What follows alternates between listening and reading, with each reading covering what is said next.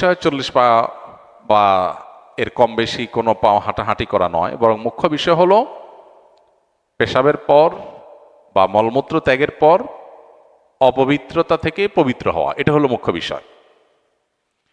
পেশাবের পর আমরা যারা বাংলাদেশের মানুষ এ অঞ্চলে বসবাস করি, আমরা ভাত টাত খেয়ে অভ্যস্ত। আমাদের শরীরের মধ্যে সাধারণত একটু শরীরটা আমাদের রসালো হয়। আরবের মানুষ যারা রুটি খায় বা পাকিস্তানের মানুষ যারা রুটি খায়, রুটি প্রধান, তারা আমাদের চাইতে তাদের শরীরের গঠন থাকে কিছুটা শুষ্ক টাইপ।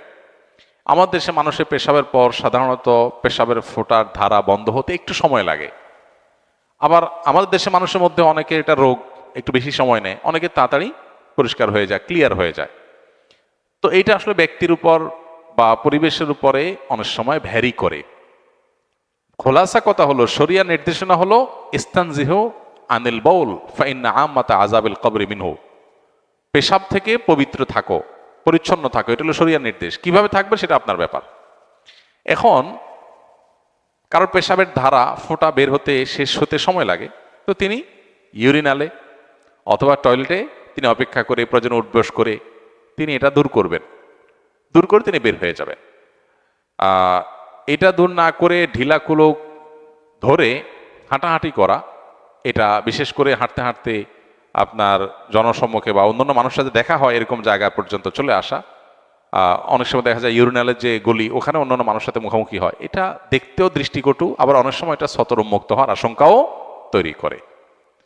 আর এভাবে নবী সাল্লাল্লাহু আলাইহি ওয়াসাল্লাম হাঁটাহাঁটি করতে কোথাও আলাদা করে নির্দেশও করেন নাই। অতএব আমরা প্রত্যেকে যার যার দায়িত্বে ইউরিনালে বা টয়লেটে বসেই নিজের পেশাবের ধারা বা নাপাক এটাকে দূর করে তারপর বের হবো ইনশাআল্লাহ। অনেকে আছেন অহেতুক ওয়াসওয়াসার রোগে ভোগেন, ওয়াসওয়াসার রোগে ভোগেন, তার পেশাব আসলে আসে নাই, তার মনে হয় পেশাব আসতেছে, এই মনে হয় দূর করার জন্য সে 40 কদম 60 কদম হাঁটাহাঁটি করে।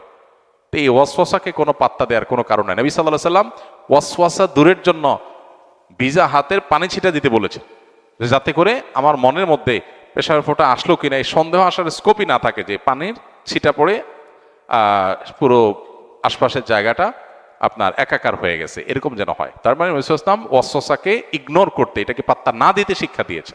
অতএব আমরা সেটা করতে হবে ইনশাআল্লাহ তাআলা।